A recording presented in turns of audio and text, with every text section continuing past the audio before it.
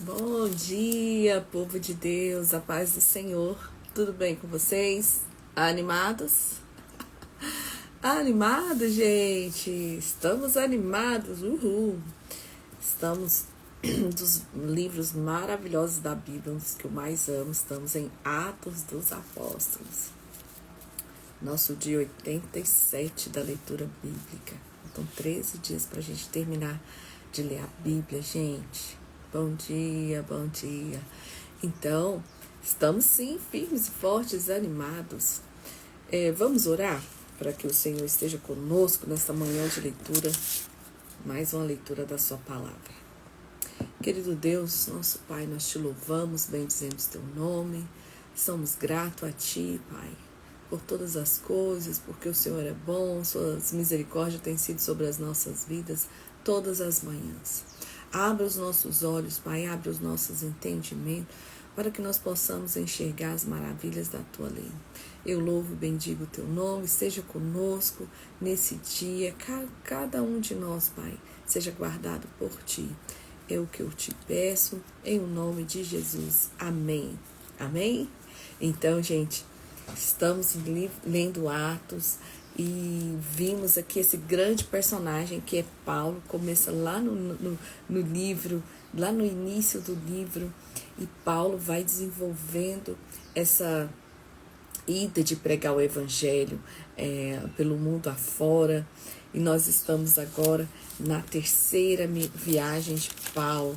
Já passamos que ele já esteve em Tessalônica, em Bereia, em Corinto, em Éfeso.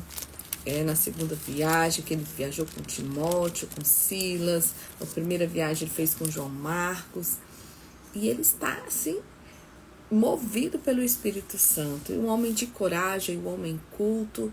E nós vimos aqui que Paulo é um grande exemplo de evangelismo. Na terceira viagem de Paulo prega o evangelho em Éfeso. O tumulto é excitado por Demétrio. Sucedeu que, enquanto Apolo estava em Corinto, Paulo lembra que Apolo também começou a pregar. Paulo, tendo passado por todas as regiões superiores, chegou a Éfeso e, achando ali alguns discípulos, disse-lhes: recebeste vós já o Espírito Santo para que crestes? E eles disseram-lhe: nós nem ainda ouvimos falar que haja Espírito Santo.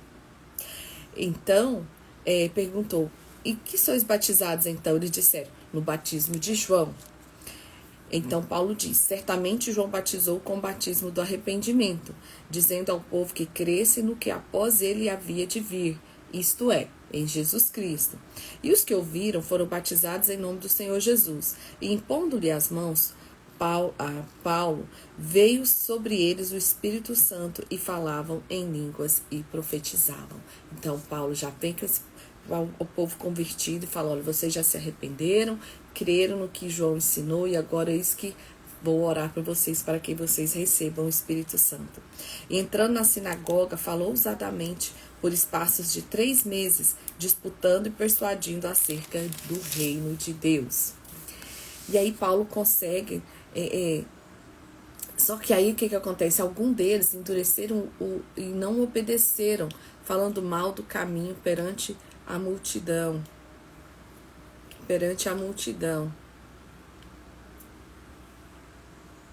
E retirou-se deles e separou os discípulos, disputando todos os dias na escola um certo tirano.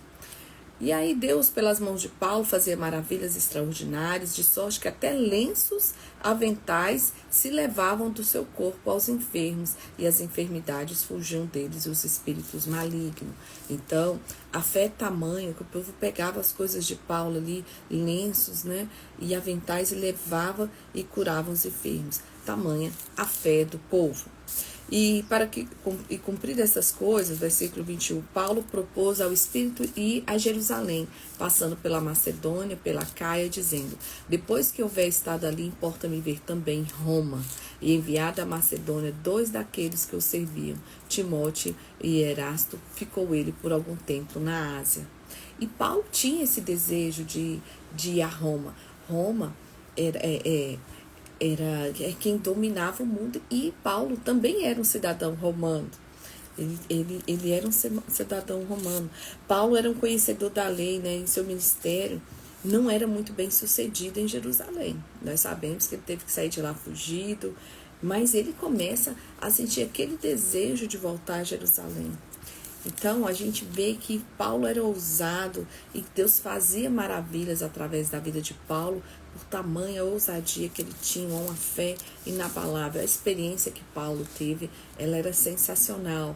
Então, Paulo teve essa experiência com o próprio Cristo. Então, ele tinha toda a fé, e a fé dele era inabalável. Ele estava disposto a voltar a Jerusalém. Ele sabia que era quase uma sentença de morte ele voltar a Jerusalém, mas mesmo assim ele mantém firme nesse desejo de ir até Jerusalém.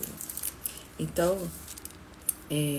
Jerusalém foi a base dele, né, onde ele começou ali, mas ele realmente quer ir para Roma. Aí no capítulo 20, Paulo visita de novo a Macedônia e a Grécia, e depois ele volta de novo. Ele estava lá na Ásia, e aí ele vai para a Macedônia e depois volta para a Ásia novamente. Aí passou ali 3 meses, sendo que pelos judeus postas ciladas, como se tivesse de navegar para a Síria, e determinou voltar pela Macedônia. E acompanhando-se a Aso, Sópater e de Bereia e de Tessalônica, Aristarco e segundo Caio, Derbe, Timóteo, e dos da Ásia, Títico e Trófimo. E aí ele faz um discurso lá na igreja de Éfeso, e aí o versículo 22 fala assim: agora eis que ligado eu pelo Espírito vou para Jerusalém, não sabendo que lá há de me acontecer, senão o que o Espírito Santo de cidade em cidade me revela, dizendo que me esperam prisões e tribulações. Olha a consciência que Paulo tinha. Só que Paulo, ele já havia perseguido cristãos, ele sabia que nada impedia um cristão com a fé inabalável de morrer pelo amor à palavra de Deus, a Jesus. E aí ele diz: em mais nada tenho a minha vida por preciosa, contando que se cumpra com alegria a minha carreira e o meu ministério que recebi do Senhor Jesus para dar testemunho do Evangelho da graça de Deus. Então, Paulo só tem a certeza que haverá muita tribulação, mas para ele cumprir o ministério é muito mais importante. Então ele está assim disposto. E no versículo 33 do capítulo 20 ele diz: de ninguém cobicei a prata, nem o ouro, nem a veste. Isso aqui ele está se despedindo do pessoal. Ele dá essa, olha isso, ó. Ele fala assim, ele está se despedindo deles, né? Lá de Éfeso. Portanto, vigiai, lembrando-vos que durante 3 anos não cessei noite e dia de admoestar com lágrimas a cada um de vós. Agora, pois, irmãos, encomendo-vos a vós e a palavra da sua graça. Ele, que é o poderoso, que vos edificai da herança entre todos os santificados. E de ninguém cobicei a prata, nem o ouro, nem a veste. Vós mesmos sabeis que para o que me era necessário, a mim e aos que estão comigo, estas mãos me serviram. Ele trabalhou. Então, Paulo trabalhou ali por todo o tempo que ele estava lá. Paulo era edificador de tendas. Tendo-vos mostrado em tudo que trabalham assim, é necessário auxiliar os enfermos e recordar as palavras do Senhor Jesus, que disse: mais bem-aventurada coisa é dar do que receber. E havendo dito isto, pôs-se de joelhos e orou com todos eles. Orou com todos eles. E levantou-se um grande pranto entre todos, e lançando-se ao pescoço de Paulo, o beijavam, entristecendo muito, principalmente pela palavra que dissera, que não mais veria o seu rosto, e acompanharam-o até o navio. Então, Paulo faz essa despedida aqui, linda, com o pessoal de Éfeso, e falando: olha, gente, eu tô tranquilo, eu sei que eu fiquei com vocês aqui, trabalhei, preguei, e agora eu estou voltando para Jerusalém, e é bem provável que nunca mais nos vejamos. E aí Paulo chega a Jerusalém, e Paulo é preso, gente. Ele tinha certeza do que estava acontecendo. Mas o que acontece? A gente não tem que deixar as dificuldades abalar a nossa fé. A fé de Paulo é muito grande. Aí ele fala assim, ó: Aí ele passou por Chipre, etc. E quando ele chegou, partindo dali, chegamos a Cesareia, e entrando ele na casa de Filipe, o evangelista, que era um dos 7, ficaram com ele, porque a viagem ela era feita as prestações, né? Tinha ele 4 filhas donzelas que profetizavam, e demorando-nos ali por muitos dias, chegou da Judéia um profeta, por nome de Ágabo, e vindo ter conosco, tomou a cinta de Paulo, ligando aos seus próprios pés e mãos, e disse: Isto diz o Espírito Santo, assim ligarão os judeus em Jerusalém, o varão quem é esta cinta, e o entregarão nas mãos do gentio. Então esse Ágabo, que era um profeta, ele faz um ato profético ali mostrando, olha, a profecia dele era: você amarra-se as mãos, os pés, e fala: olha, o dono dessa cinta ficará preso em Jerusalém. E nós vimos aqui que olha como os ministérios das mulheres eram bem aceitos na igreja primitiva. O Filipe tinha 4 filhas que profetizavam. Então elas tinham funções, né? E elas eram respeitadas por serem profetisas na igreja. E aí, olha o que ele diz: assim ligarão os judeus em Jerusalém o varão de quem é essa cinta, e entregarão nas mãos dos gentios. E ouvindo nós isto, rogamo-lhes, tanto nós como os que eram daquele lugar, que não subisse a Jerusalém. Mas Paulo respondeu: que fazeis vós, chorando, magoando-me meu coração? Porque eu estou pronto não só a ser ligado, mas ainda a morrer em Jerusalém, pelo nome do Senhor Jesus. E como não podíamos convencê-lo, nos aquietamos dizendo: faça a vontade do Senhor. Depois daqueles dias, havendo feito os nossos preparativos, subimos a Jerusalém. Quem escreve esse livro, nós sabemos que é Lucas. Então, Lucas está escrevendo aqui, pelo jeito, Lucas estava lá. Então, Paulo queria voltar à sua base, né, Jerusalém, também para levar as ofertas dos irmãos, ofertas que ele já havia recebido. E foram também conosco alguns discípulos de Cesareia, levando consigo um certo Minasson, natural de Chipre, discípulo antigo com quem havíamos hospedarmos. E aí Paulo entrou conosco, aí quando eles chegaram em Jerusalém, Paulo entrou conosco na casa de Tiago, e todos os anciãos vieram ali, e havendo-o saudado, contou-lhes minuciosamente o que por seu ministério Deus fizera entre os gentios. Uau, gente! Paulo, que era perseguidor de homens ali em Jerusalém, lembra que ele estava lá quando Estevão foi apedrejado, e aí ele muda, traz a transformação para a vida dele, e agora os próprios judeus, os das sinagogas lá, os sacerdotes, estão à procura de Paulo para prendê-lo. Fala: esse cara era do nosso lado e mudou, e agora está tudo errado. Então eles não aceitam esse ministério de Paulo, essa transformação na vida de Paulo. E aí Paulo sai, até porque ele era o mais preparado. Paulo, ele falava outros idiomas, Paulo era um homem culto, conhecia as outras culturas de perto, e Paulo então sai para ser um pregador aos gentios. E aí nós vimos as grandes viagens de Paulo. Paulo faz muitas viagens. Aqui tem esse mapinha meu nessa Bíblia que ele mostra, mas eu creio que na sua Bíblia também tem aí as viagens de Paulo. E aí, então, eles glorificaram o Senhor com os testemunhos que Paulo trouxe. E aí falam assim: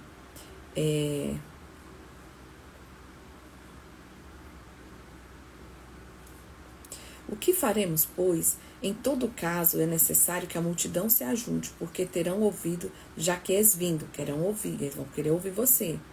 E aí, faz por isso que te dizemos: temos 4 varões que fizeram voto. Toma este contigo, santifica como eles, e faz por eles os gastos para que rapem a cabeça, e todos ficarão sabendo de nada há daquilo que foram informados acerca de ti, mas que também tu mesmos anda guardando a lei. Então, Paulo, para ficar mais fácil para você pregar aqui, faz o voto do Nazireu. Então, você e os seus companheiros raspem a cabeça, eles vão ver que você está cumprindo a lei. O Paulo era judeu e também era romano. Então, faz esse voto, que eles vão ver que você está cumprindo a lei e vai dar tudo certo. E aí Paulo faz isso, né? Pega aqueles varões no dia seguinte e vai para o templo, já santificado com eles, anunciaram serem já cumpridos os dias da purificação e ficou ali até oferecer em favor de cada um deles a oferta. Nós já entendemos esse ritual quando nós lemos lá atrás. E aí eles estavam animados, felizes. Aí quando os 7 dias estavam quase a terminar, os judeus da Ásia, vendo-o no templo, alvoroçaram todo o povo e lançaram mão dele. Varões israelitas, acudi! Este é um homem que por todas as partes ensinava contra o povo e contra a lei e contra esse lugar. E demais disso, introduziu também no templo os gregos e profanou este santo lugar. Porque tinha visto com ele na cidade a Trófimo de Éfeso, o qual pensava que Paulo introduzisse no templo. Então eles viram os companheiros e falaram assim, além dele pregar contra a lei, ele ainda trouxe pessoas estranhas para o templo. Aí a cidade se alvoroçou, né, e houve grande concurso de povo, pegando de Paulo, arrastaram para fora do templo, e logo as portas se fecharam. E procurando eles a matá-lo, chegou o tribuno da corte o aviso que Jerusalém estava toda em confusão. E tomando logo consigo soldados e centuriões, correu para eles. E quando viram o tribuno, os soldados cessaram de ferir a Paulo. Então aproximaram-se o tribuno e o prendeu. Mandou atar nas suas 2 cadeias e lhe perguntou quem era e o que tinha feito. Então ele estava sendo espancado. Esse tribuno, essa autoridade chega lá, e toma ele e prende ele. E pergunta, o que foi que você fez? E na multidão uns clamavam de maneira e outros de outra, mas como nada podia saber ao certo por causa do alvoroço, mandou conduzi-lo para a fortaleza. Ou seja, aqui ele vai para a solitária máxima, aquela lá das profundezas da escuridão. E sucedeu que, chegando às escadas, os soldados tiveram que lhe pegar por causa da violência da multidão. Então, olha isso. Por causa, a multidão do povo o seguia, clamando, mata-o, mata-o. E quando iam introduzir Paulo na fortaleza, Paulo disse ao tribuno, é-me permitido dizer alguma coisa? E ele disse, sabes o que, o grego? E sabes o grego? E aí Paulo, que não é qualquer um, né, disse, não és tu porventura aquele egípcio que antes desses dias fez uma sedição e levou ao deserto 4.000 salteadores? Mas Paulo diz, na verdade eu sou um homem judeu, cidadão de Tarso, cidade não pouco célebre na Sicília. Rogo-te, porém, que me permitas falar ao povo. E, havendo-lhe permitido, Paulo pondou-se em pé nas escadas, fez sinal com a mão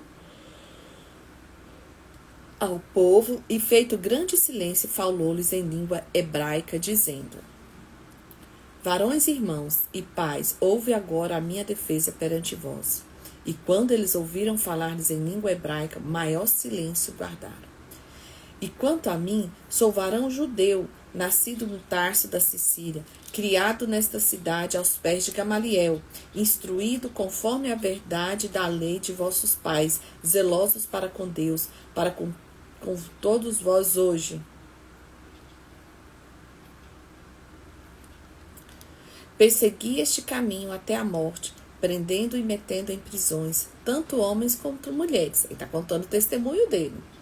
Como também o sumo sacerdote me é testemunha, e todo o conselho dos anciões, recebendo desde cartas para os irmãos, fui a Damasco para trazer maniestados para Jerusalém, aqueles que ali estivessem, a fim de que fossem castigados. Ora, aconteceu que, indo eu de caminho até chegar perto de Damasco, quase ao meio-dia, de repente me rodeou uma grande luz do céu. E aí eu caí por terra e a voz dizia, Saulo, Saulo, por que me persegues? E eu respondi, quem és tu, Senhor? E ele disse, eu sou Jesus, o Nazareno, a quem tu persegues. E aí todos que estavam comigo viram e verdade a luz, e se atemorizaram muito, mas não ouviram a voz daquele que falava comigo. Então disse eu, Senhor, que farei? E o Senhor disse-me, levanta e vai a Damasco, e ali se te dirá tudo o que está ordenado a fazer. E Paulo vai e conta o seu testemunho para eles, e aí, etc., vai contando todo o que foi acontecendo na vida dele. E no versículo 20 ele fala assim, quando o sangue de Estevão Tua testemunha que se derramava também o estava presente, consentia na sua morte e guardava as vestes dos que o matavam. Falei, eu já estive aí do lado de vocês, né? E eu disse, vai, porque eu hei de enviar-te a todos os gentios de longe. E ouviram até esta palavra e levantaram a voz dizendo, tira da terra um tal homem, porque não convém que viva. E clamando eles e arrojando a si as vestes, lançando pó para o ar. Isso aí era um símbolo de condenação, tá? E aí no 25 diz, e quando estava atando as suas correias, disse Paulo ao centurião que ali estava, é-vos lícito açoitar um romano sem ser condenado? E ouvindo isso, o centurião foi e anunciou ao tribuno, dizendo, vê o que vai fazer, porque este homem é romano. Então Paulo está ali preso injustamente, né, tentando se defender, sendo açoitado, sem saber fazer o motivo com que está apanhando. Mas Paulo conhecia os seus direitos de cidadão romano. Ele fala, vocês vão me bater assim mesmo? E aí o tribuno veio e falou assim, diz-me, tu é romano? E ele disse, sim. E respondeu o tribuno, eu com grande soma de dinheiro alcancei esse direito de cidadão. Tipo, eu subornei o povo, consegui. Agora, e ele fala assim, mas eu sou de nascimento. Então, sou romano por direito. E logo deles se apartaram que haviam de examinar, até o tribuno teve temor quando soube que era romano, visto que tinha ligado. Ou seja, porque a autoridade máxima de Roma era César, lá em Roma. Então, Paulo, ele sabia que ele poderia recorrer depois. E aí, Paulo vai para o Sinédrio, né? Sinédrio ali em Jerusalém. E aí eles colocam os olhos dizendo, varões irmãos, até o dia de hoje tenho andado diante de Deus com toda a boa consciência. Mas o sumo sacerdote Ananias mandou os que estavam junto dele que dessem um tapa, ferissem na boca, né? Então Paulo diz, Deus te ferirá, parede branqueada. Eita! Paulo, quando começou a se defender, o sacerdote foi lá e falou, dá um tapa na boca desse homem. E ele já levou aquela bofetada na boca. E aí Paulo fala assim, tenho a consciência limpa diante de Deus. E você, parede branqueada? Aí você fala, nossa, mas por que ele xingou eu amo desse jeito? Porque parede branqueada era quando a pessoa morria, eles colocavam no túmulo. E aí quando eles fechavam, eles pintavam tudo de branco ali, etc. E aí Paulo fala assim, eu tô com a minha consciência limpa que eu tenho feito para com Deus. E você, por fora, todo bonitinho, arrumadinho, mas por dentro só há podridão. Era isso que Paulo estava querendo dizer para ele, chamando ele de parede branqueada. Tu está aí assentado para me julgar conforme a lei. Contra a lei me manda ferir? E os que ali estavam disseram injúrias ao sumo sacerdote de Deus. E Paulo diz, não sabia, irmãos, que era o sumo sacerdote, porque está escrito, não dirás mal do príncipe do teu povo. E Paulo, sabendo que uma parte era de saduceus e a outra de fariseus, clamou-os no conselho, varões irmãos, eu sou fariseu, filho de fariseu, no tocante à esperança No tocante à esperança e ressurreição dos mortos, sou julgado. E havendo dito isto, houve dissensão entre os fariseus e saduceus, e a multidão se dividiu. Porque os saduceus dizem que não há ressurreição, nem anjo, nem espírito, mas os fariseus reconhecem uma e outra coisa. E aí Paulo é esperto, né? E originou-se um grande clamor, e levantando os escribas da parte dos fariseus, contendiam, dizendo, nenhum mal achamos nesse homem. E algum espírito de anjo lhe falou, não resistamos a Deus. E havendo grande dissensão, o tribuno, temendo que Paulo fosse despedaçado por eles, mandou descer a soldadesca para que o tirassem do meio deles e o levassem para a fortaleza. E na noite seguinte, apresentando-se-lhe o Senhor, disse... Gente, aí o Senhor aparece para Paulo lá nas profundezas da prisão. Paulo sonhando ir para Roma, queria ir para Roma, mas primeiro passou por Jerusalém. Paulo agora está preso ali nas profundezas. E aí onde é que está o sonho de Paulo para ir para Roma? Hein?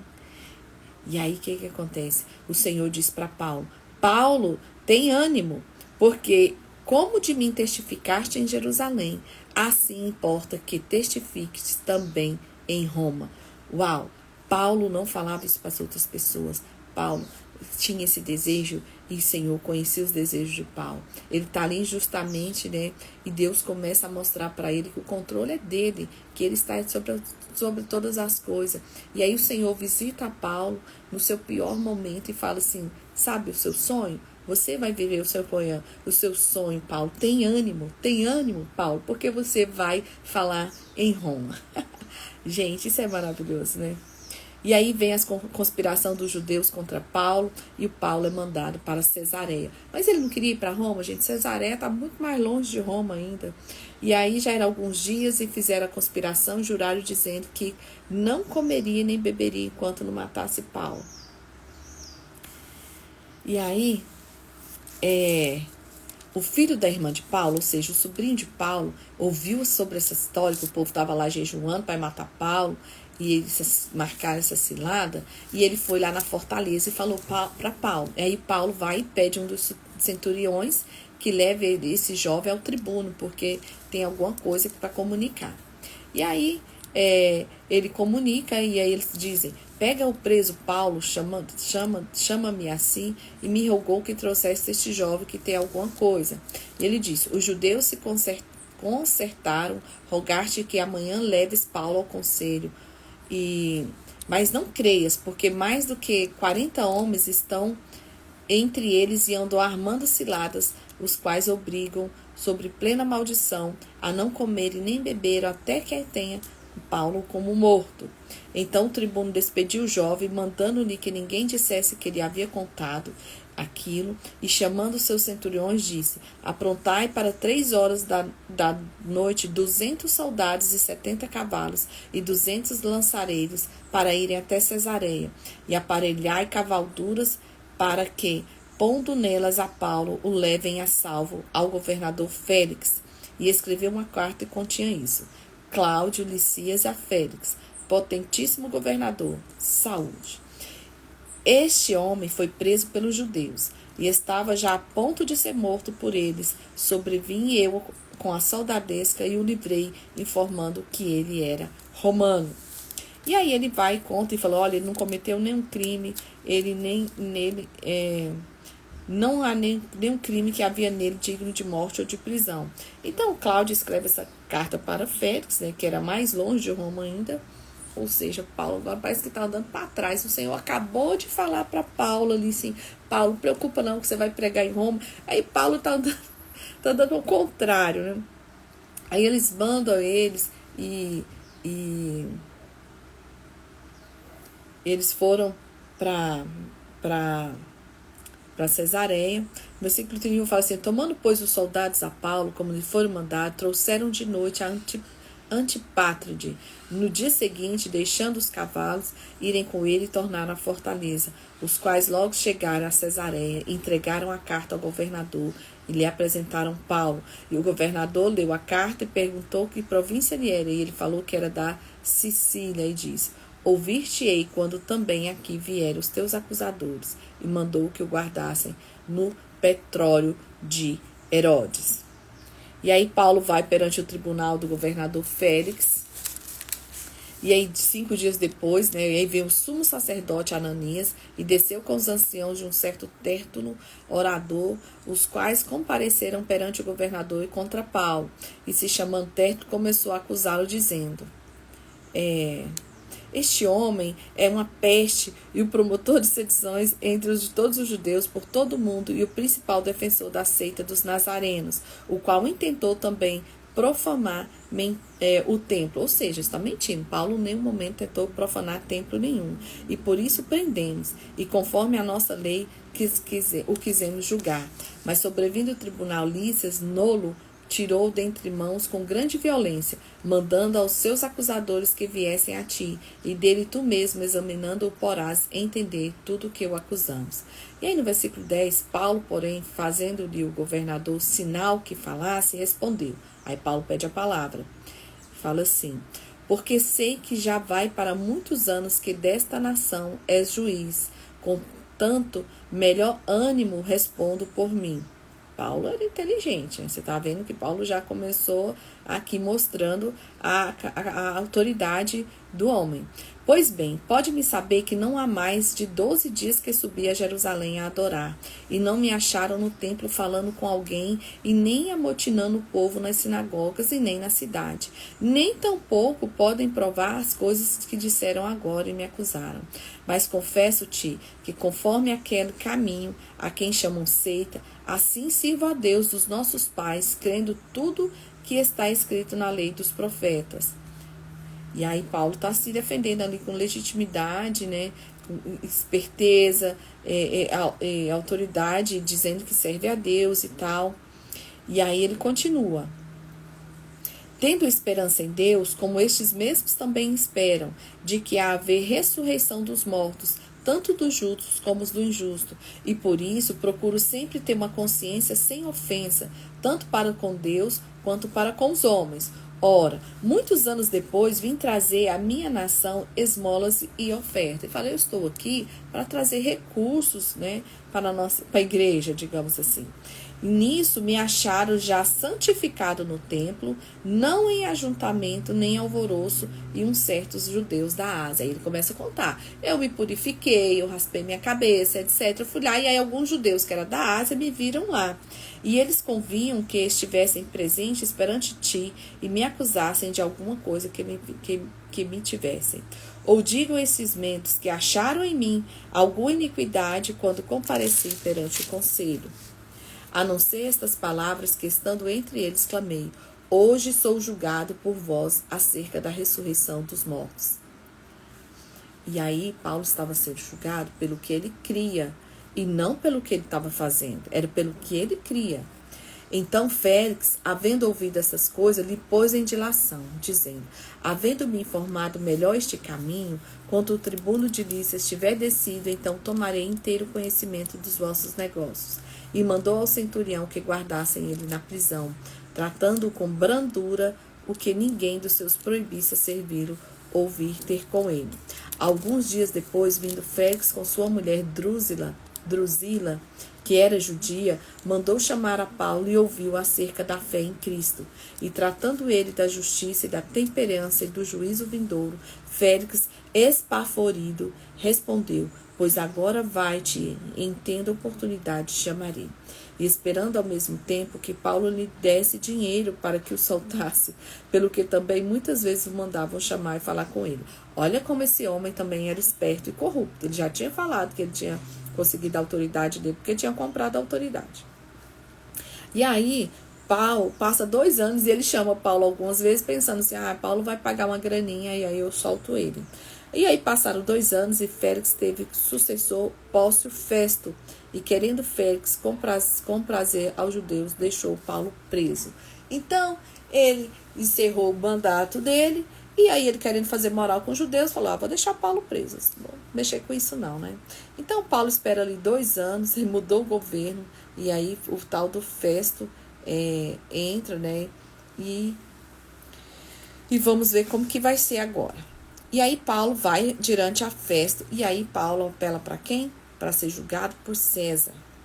E aí, quando ele foi subiu dali 3 dias de Cesareia a Jerusalém,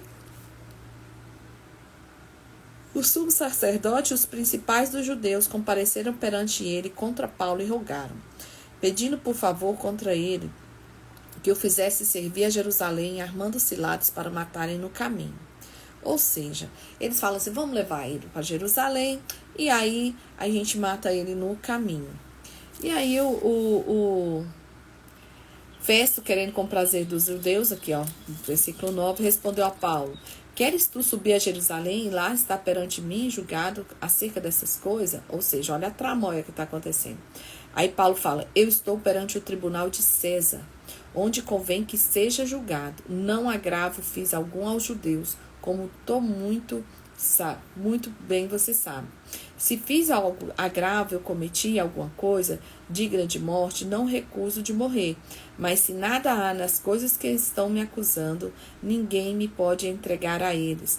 Apelo para César. Ou seja, Paulo conhecia os seus atos, conhecia o poder de Deus, conhecia os seus direitos, e aí ele fala, eu quero. Aí ele fala, mas por que você quer apelar para César? para César, então irás. Passado alguns dias, o rei Agripa e Berenice vieram a Cesareia saudar Festo. E ali, como ficasse muitos dias, Festo contou ao rei os negócios de Paulo e disse: esse varão foi deixado aqui por Félix, aqui preso. E aí ele conta toda a história e ele vai e manda César, Paulo, através desse navio aí do rei. Aí o Paulo vai e prega para o rei Agripa, né? Ele prega para o rei Agripa e fala assim: bem quisera eu ouvir também esse homem. E ele disse: amanhã o ouvirás.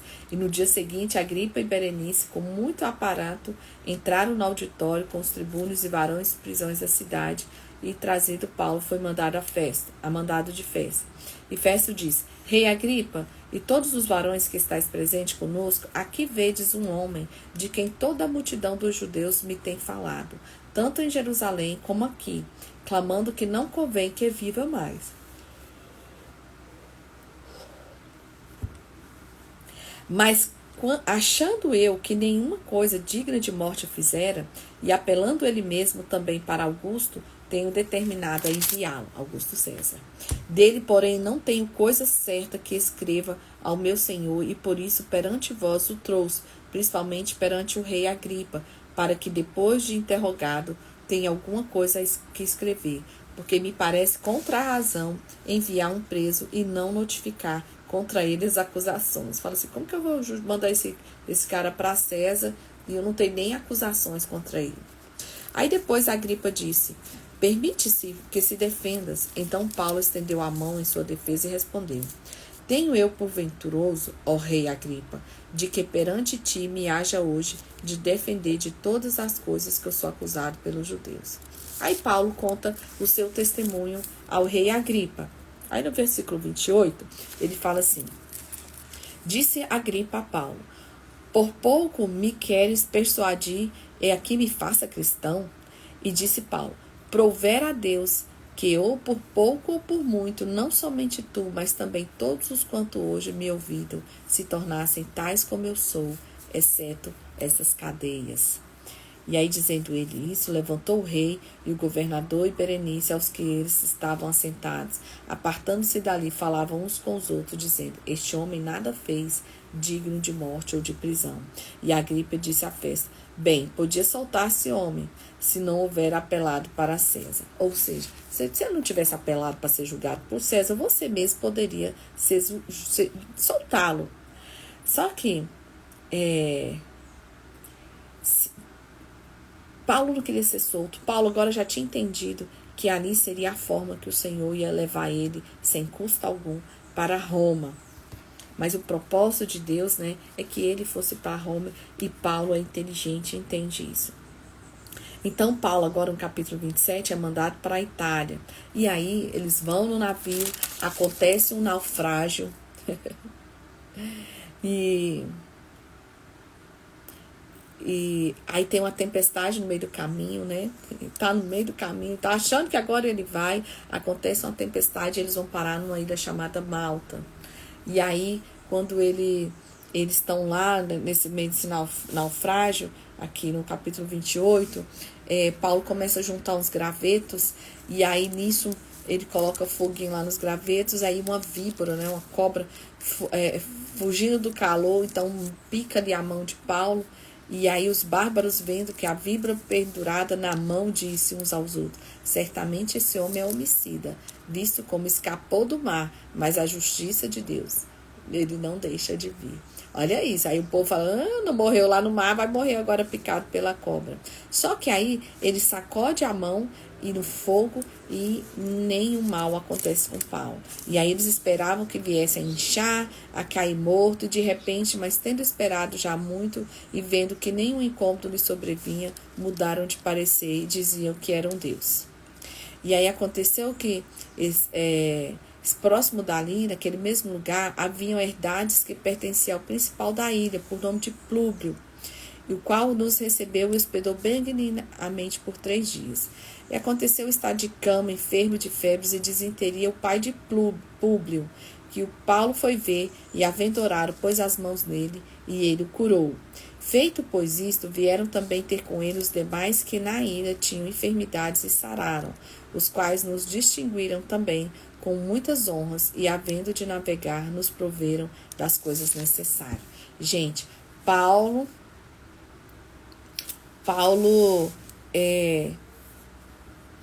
repreende ali o espírito de morte. Paulo se reveste e ele não morreu lá na fortaleza e falou, então também não vou morrer aqui, não vai ser esse animal que vai me matar. E aí Paulo estava aquele homem pregando no mundo inteiro, foi para a Ásia, Antioquia e etc. E agora Paulo está numa ilha orando por uma pessoa ali com disenteria, com diarreia, e aí muda tudo, porque é no meio do caminho, gente. Às vezes existem os altos, existem os baixos na nossa jornada, e aí Paulo tá lá, e agora eles vão e dão todos os aparatos, né, as provisões para Paulo e para Roma.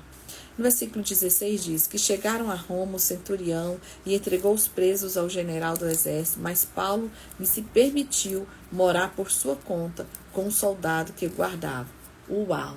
Então Paulo agora está em Roma, ele não está mais nas masmorras, lá na fortaleza, no escuro, nas profundezas da escuridão. Paulo agora está em uma casa permitida a ele livremente morar e estava sendo guardado por um soldado.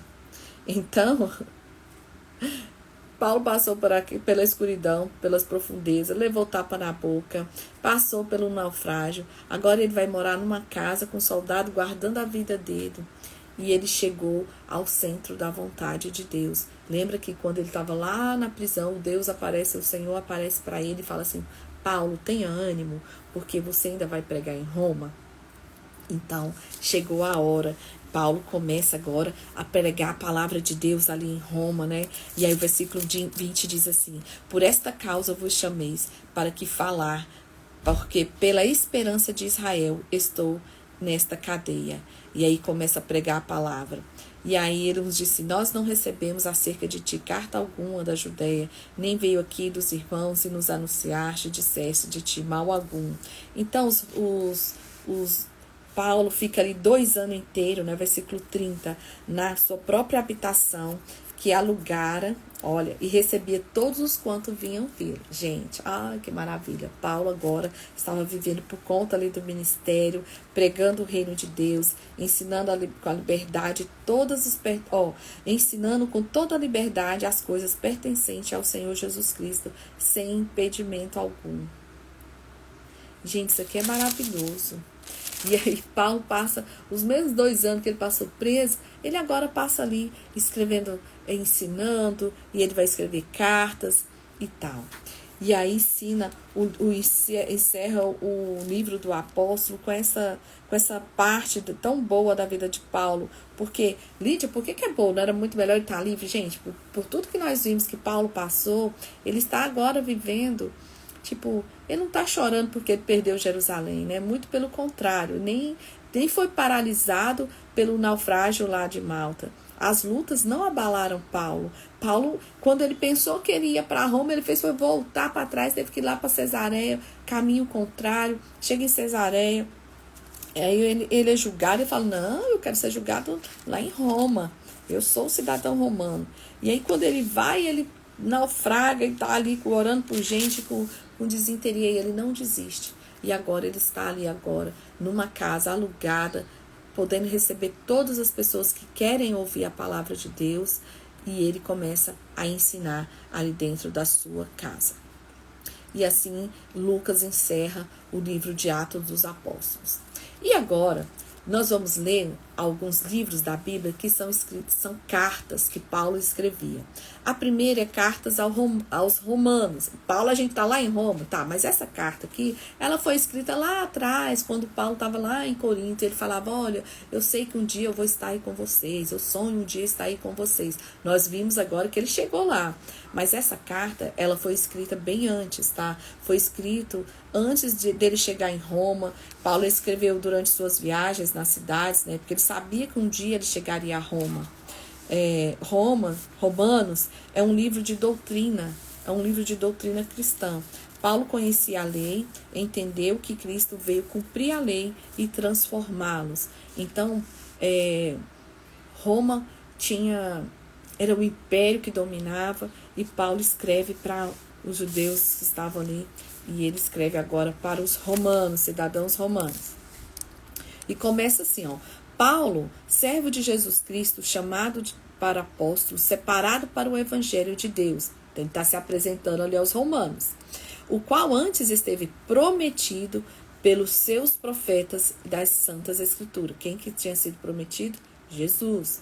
Acerca de seu filho, que nasceu da descendência de Davi, segundo a carne, ou seja, está falando de Jesus Cristo.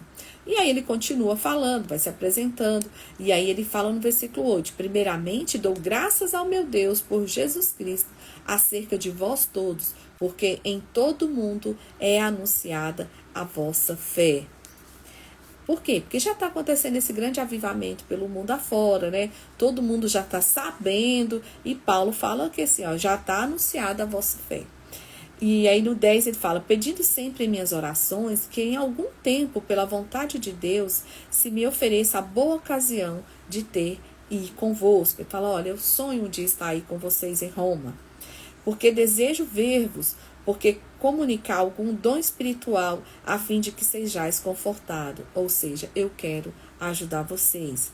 Isto é, que juntamente convosco eu seja consolado pela fé mútua, tanto a vossa como a minha. Eu não quero, pois, irmãos, que ignoreis que muitas vezes propus ir ter convosco, mas até agora eu tenho sido impedido. Para também que entre vós algum fruto, como também dentre os demais gentios. Eu sou devedor tanto dos gregos quanto dos bárbaros, tanto os sábios quanto ignorantes. E assim, quando está em mim, estou pronto para também vos anunciar o evangelho a vós que estáis em Roma. Ou seja, estou aqui me preparando. Então, nós devemos nos preparar antes, até chegar o momento de nós estarmos prontos para exercer o propósito que Deus tem para nós.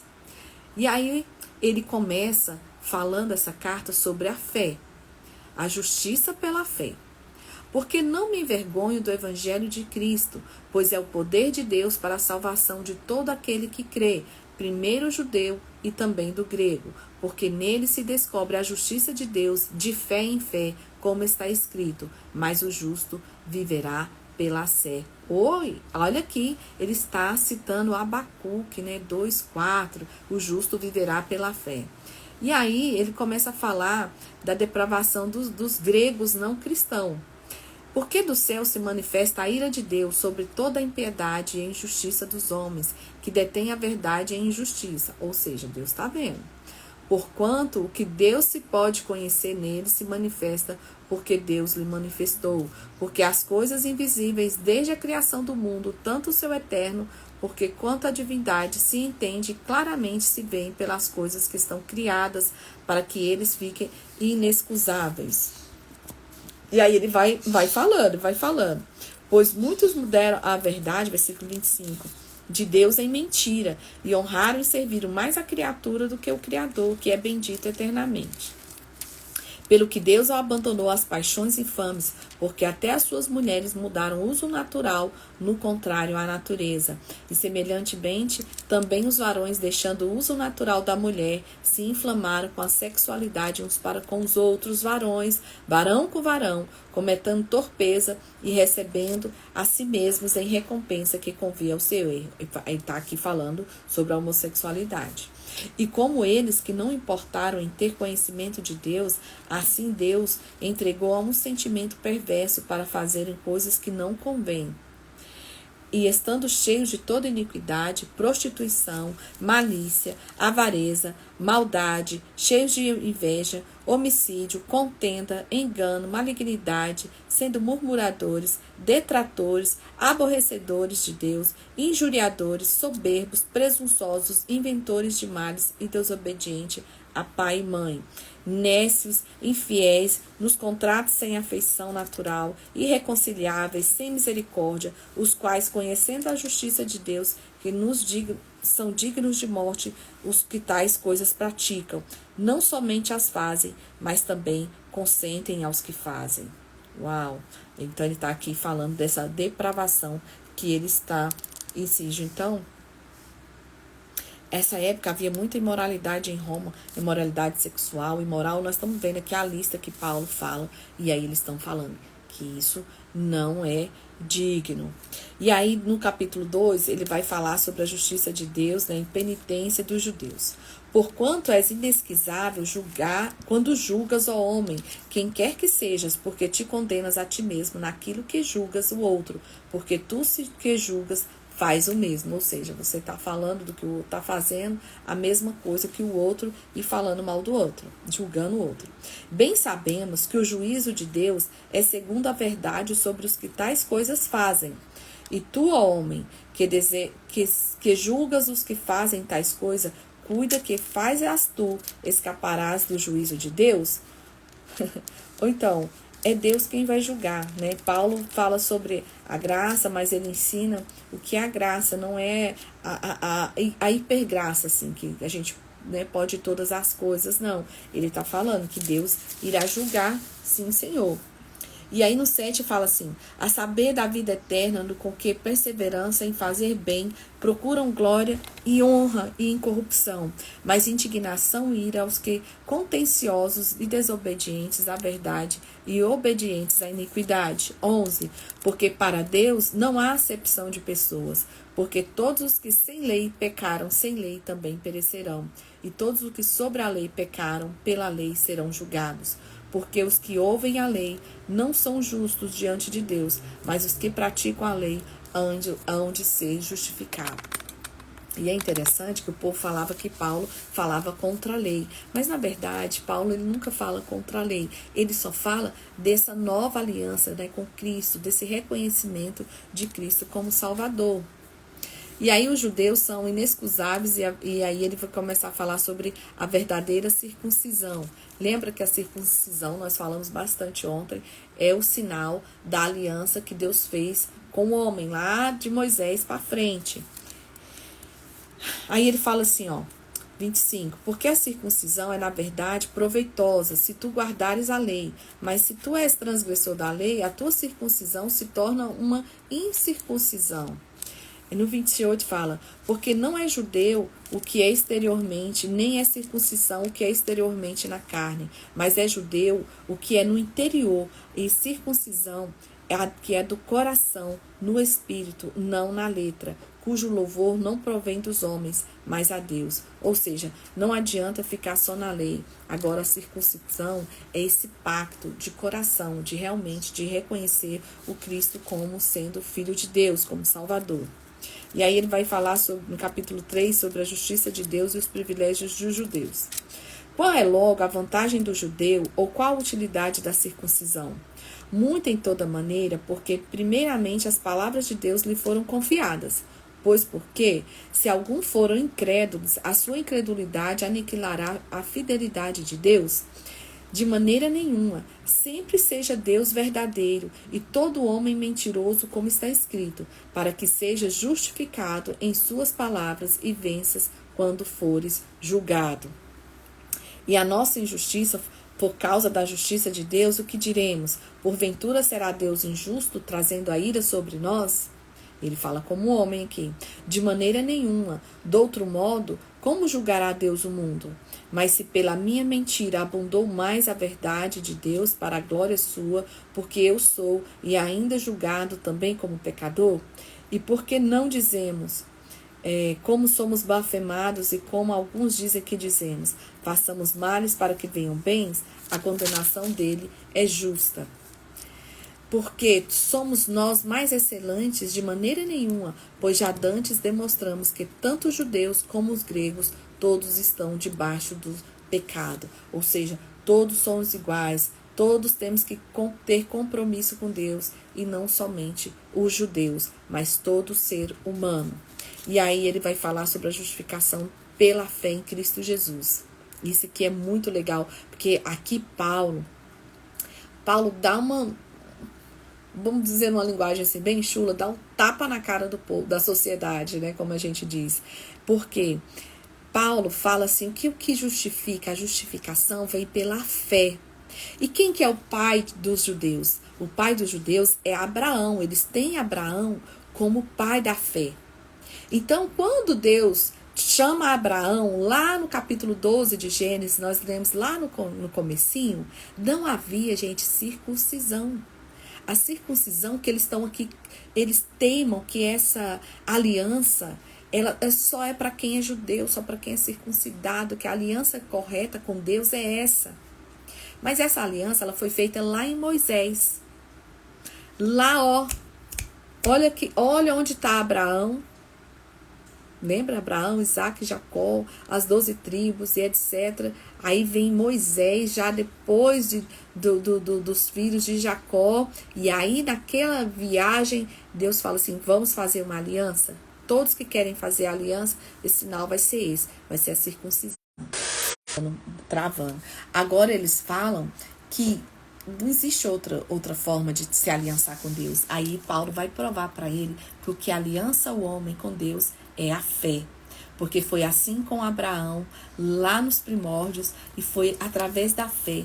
E olha aí o que começa aqui. Mas agora se manifestou sem a lei, versículo 21, capítulo 3. Se manifestou sem lei a justiça de Deus, tendo testemunho da lei e dos profetas. Ou seja, a doutrina é essa. Isto é, a justiça de Deus pela fé em Jesus Cristo para todos sobre os que crerem. Porque não há diferença. Porque todos pecaram e destituídos estão da glória de Deus, sendo justificados gratuitamente pela sua graça, pela redenção que há em Cristo. Ou seja, não é a lei que salva, mas a fé em Jesus Cristo, da qual Deus propôs para propiciação pela fé no seu sangue, para demonstrar a sua justiça pela remissão dos pecados dantes cometidos sobre a paciência de Deus, para a demonstração da sua justiça neste tempo presente, para que ele seja justo e justificador daquele que tem fé em Jesus. Onde está logo a jactânia? É excluída. Por qual lei? Das obras? Não, mas pela lei da fé. Concluímos, pois, que o homem é justificado pela fé e sem obras, e sem as obras da lei. É porventura Deus somente dos judeus? E não é também dos gentios? Também dos gentios, certamente. Se Deus é um só, que justifica pela fé a circuncisão e por meio da fé a incircuncisão. Anulamos, pois, a lei pela fé? De maneira alguma. Antes estabelecemos a lei. Ou seja, o que nos leva até o Pai é a fé e não é a lei. E aqui é só, gente, acrescentar essa questão. Olha aqui onde ele fala, Abraão foi justificado pela fé. Que diremos, pois, por ter alcançado Abraão, nosso pai segundo a carne? Porque se Abraão foi justificado pelas obras, tem que se glorificar, mas não diante de Deus. Pois o que diz a Escritura? Creu Abraão em Deus, e isso lhe foi imputado como justiça. Ora, aqueles que fazem qualquer obra não lhe é imputado galardão segundo a graça, mas segundo a dívida. Mas aquele que não pratica, porém crê naquele que justifica o ímpio, a sua fé lhe é imputada como justiça. Assim também Davi declara bem-aventurado o homem a quem Deus imputa a justiça sem as obras, dizendo: bem-aventurados aqueles cujas maldades são perdoadas e cujos pecados são cobertos. Bem-aventurado o homem a quem o Senhor não imputa pecado. Ele está falando aqui do Salmo 32, os versículos 1 e 2. Vem, pois, esta bem-aventurança sobre a circuncisão somente ou também pela incircuncisão? Porque dizemos que a fé foi imputada com justiça a Abraão. Como lhe foi imputada? Estando na circuncisão ou na incircuncisão? Não na circuncisão, mas na incircuncisão, ou seja, não precisa ter circuncidado. E recebeu o sinal da incircuncisão, selo da justiça da fé, quando estava na incircuncisão, para que fosse pai de todos os que creem, estando eles também na incircuncisão, a fim de que também a justiça lhe seja imputada. Ou seja, Abraão era lá de Ur, e o pai dos judeus, e creu, e etc., como eu já expliquei para vocês. E fosse pai da circuncisão aqueles que não somente são da circuncisão, mas também andam nas pisadas daquela fé de Abraão, nosso pai, que tivera a circuncisão. Porque a promessa que havia de ser herdeiro do mundo não foi feita pela lei a Abraão ou a sua posteridade, mas pela justiça da fé. Pois se os que são da lei são herdeiros, logo a fé é vã, e a promessa é aniquilada. Porque a lei opera a ira, porém onde não há lei, não há transgressão. Portanto, é pela fé, para que seja segundo a graça, a fim de que a promessa seja firme e toda a posteridade, não somente aqui é da lei, mas também é da fé de Abraão, o qual é o pai de todos nós. Versículo 18, o qual em esperança creu, contra a esperança que seria feito pai de todas as nações, conforme lhe foi dito, e assim será a sua descendência. Ou seja, é a mesma fé de Abraão que nós temos que ter, a mesma fé em Cristo Jesus. A fé que Abraão teve, que creu em Deus, quando falou, Abraão, você será pai de multidões, eu te escolhi, etc. É a fé que nós temos que ter agora em Cristo Jesus. No versículo 25 diz, o qual por nossos pecados foi entregue e ressuscitou para a nossa justificação. E aí ele no capítulo 5 diz que a justificação pela fé e a paz com todos. Sendo, pois, justificados pela fé, temos paz com Deus por nosso Senhor Jesus Cristo. Ou seja, através do nosso reconhecimento, da nossa fé pelo reconhecimento de Jesus. Nós temos paz com Deus. O homem tem essa reconciliação com o Senhor. Pelo qual também temos entrada pela fé a esta graça, na qual estamos sendo firmes e nos gloriamos na esperança da glória de Deus. E não somente isso, mas também nos gloriamos nas tribulações, sabendo que a tribulação produz paciência. E a paciência, a experiência. E a experiência, a esperança. Olha Paulo que super maduro já falando, porque nós vimos a trajetória de Paulo, né? E aí a esperança não traz confusão, porquanto o amor de Deus está derramado em nosso coração pelo Espírito Santo que nos foi dado. Gente, Deus deu a vida por nós. E o amor, quando você tem realmente o amor, o Espírito Santo, que a Bíblia fala que o Espírito Santo traz fruto. E o primeiro fruto do Espírito é o amor. Aliás, são várias características, mas o principal é o amor. Então, quando você tem o amor, olha aqui, paciência, experiência, a experiência traz esperança, você vai se aprimorando. Porque Cristo está estando ainda nós fracos, morreu a seu tempo pelos ímpios, porque apenas alguém morrerá por um justo, pois poderá ser que pelo bom alguém ouse morrer. Aí, até por uma pessoa boa, mas aí pelos pecados de quem não presta, né? Mas Deus prova o seu amor para conosco em Cristo, que morreu por nós, sendo nós ainda pecadores. Ou seja, a maior prova de amor que Deus tem, aquele amor ágape. Logo, muito mais agora, sendo justificados pelo seu sangue, seremos por ele salvos da ira, porque se nós, sendo inimigos, fomos reconciliados com Deus pela morte de seu Filho, muito mais está já reconciliados e seremos salvos pela sua vida.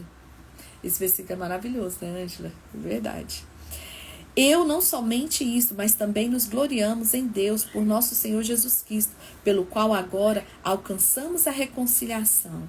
Ou então, se ele chegou a nós, né, quando nós éramos pecadores, imagina agora que somos justificados. É isso que Paulo está dizendo.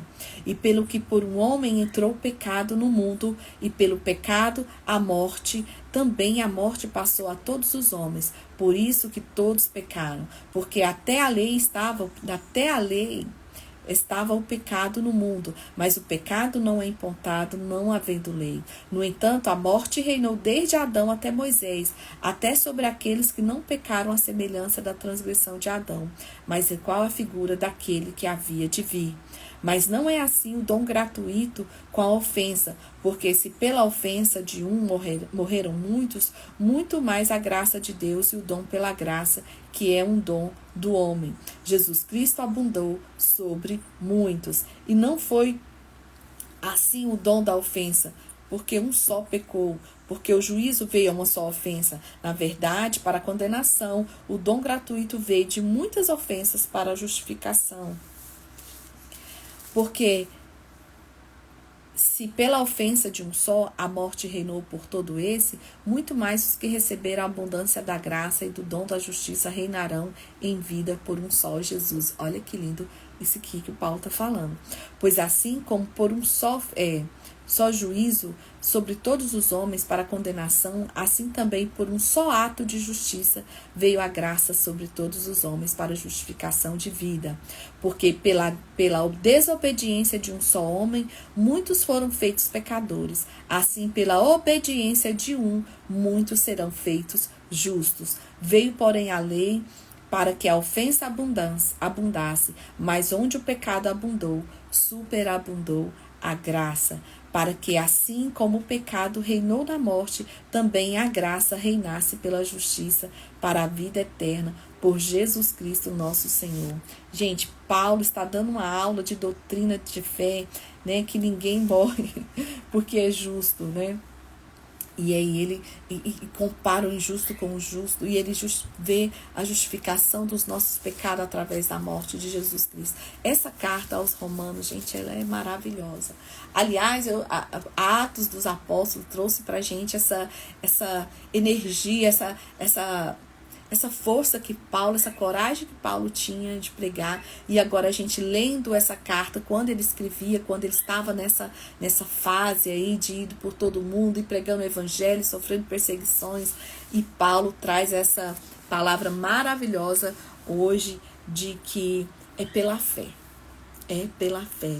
E aí ele fala, não é pela lei, não é pela circuncisão. Aquele sinal de aliança, né? Deus estava tirando o seu povo de um lugar onde eles serviam muitos deuses, onde havia todo tipo de Deus. Aí Deus fala assim, não, vamos fazer uma aliança aqui, eu com vocês. Né? Então ele traz ali aquela aliança naquele momento que eles precisavam fazer um compromisso sério com o Senhor. E aí Paulo fala, gente, mas não é sobre isso. É lógico que temos que ter essa aliança com Deus, mas não é isso que salva. O que salva é crer.